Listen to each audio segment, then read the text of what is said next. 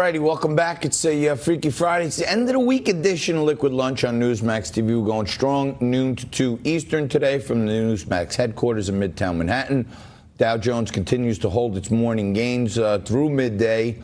Hopefully some light volume into the end of the day. And any good news could pop it up a little more, which would be welcome. And welcome back to our Mix It Up panel. On the left is Rob Taub. On the right is Joe Pinion. And guys, we went over the trade stuff briefly. But this Anthony Scaramucci guy is... to me, it's becoming bizarre because he was such a respected guy. He was one of the highest in his field.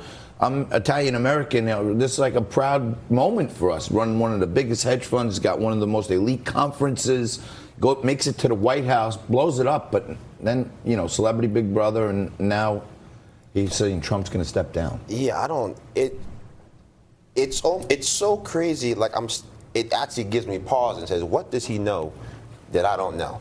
Because you can say a lot of things about the Moose. I would never call him as irrational, right? Yep. So either he has just become some complete lunatic, Looney Tunes alarmist who's running around saying Trump must go, he's bad for the party, and by the way, he's not even going to run for re-election.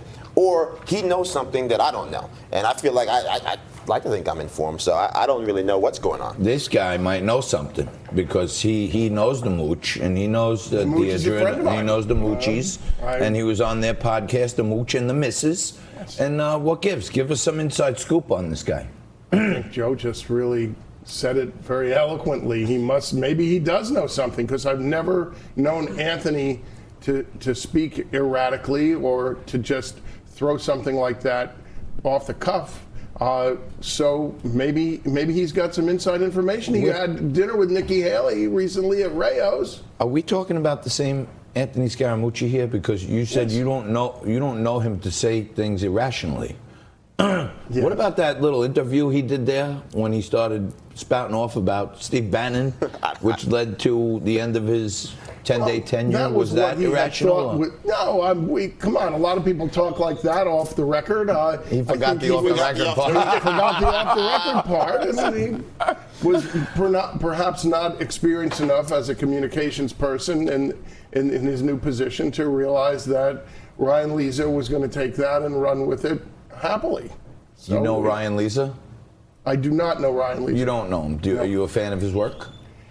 He's a competent writer, but I wouldn't go say that I love his writing or anything. I really don't even know if he's working right now or not. He had his own sexual harassment problems. But I will say this: look, everything has evolved into entertainment. We have a president, like him or not, who's more of an entertainer than anything else, and in that business, you're allowed to be resurrected, and Anthony Scaramucci shall be resurrected, and he shall come back like Jesus or like Lazarus, whomever. But the Mooch will rule again and rise again. Joe, this wasn't one of our topics, but speaking about writers and journalists and stuff, Charlie Gasparino posted a great piece from Peggy Noonan. And she referred back to how Mike McAlary and others would write articles and talk about how they were real beat reporters, and it wasn't just people tapping on a keyboard. They were getting out there. They were asking questions. We didn't have this on the rundown, but the Epstein thing. Right. Are we even getting real reporting on what's happening here? Well, I think it's a bad cycle. I honestly think the first thing Trump should do right now, maybe go hire LeVar Burton and say, let's make America read again, because people are not reading. And as a result, the quality of the writing that we're getting is being diminished as people try to turn what would have been 6-page long deep dives into nuanced issues into things that can be condensed into a headline. So our understanding now of the society is kind of headline deep, right? That's all we get. And so I think that has a very real impact on, are we getting the deeper truth about an Epstein? Are we getting the full story on the Mueller report? I mean, the greatest problem with the Mueller report is that nobody read it, right? Yeah, and so those are the issues that we're confronting. I agree. Look, as a journalist, and I have newsprint in my blood, even though it's hard to find actual newsprint anymore, you'll go on the internet and it'll say 2.5-minute read. Yeah. I mean, imagine getting the New York Times or any other paper or the Daily News in its heyday or the New York Post and reading, oh, 2-minute read, oh, gee, okay, I'll read it, or that's too long. It should be the quality of the journalism, and we don't have that anymore, and it's hard for journalists to make a living wage anymore, so then you don't get the level of due diligence required to really take a deep dive into a story. You think like Steve Dunleavy and some of these, old school reporters, they wouldn't be hawking down this Ghislaine Maxwell and some prison guards and asking some real questions like, hey, what time did he die? When did they wheel him out? Where are these answers? I'd like to get on a plane right now, go to L.A. and find Ghislaine Maxwell and meet her at an In-N-Out Burger and talk to her. That's where she was spotted. The Post finally tracked it down. I mean, I think, look, investigative journalism is expensive.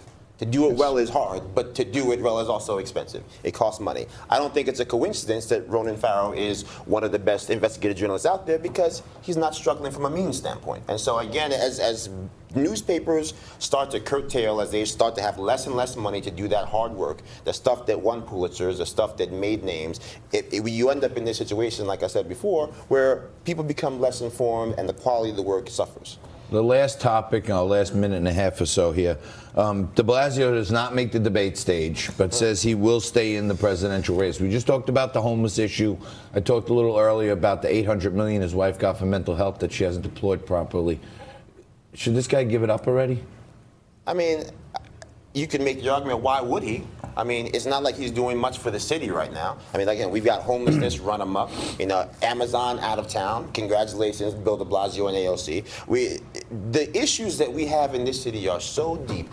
He's running around the country talking about lead drinking water in Flint, and we got lead drinking water coming out the patent pipe right here in Netcher. That's right, Rob. So, I was at a lunch yesterday, and somebody was a little late, and they said, sorry, I was stuck in de Blasio traffic. And you looked outside, we're on 55th, between 5th and 6th.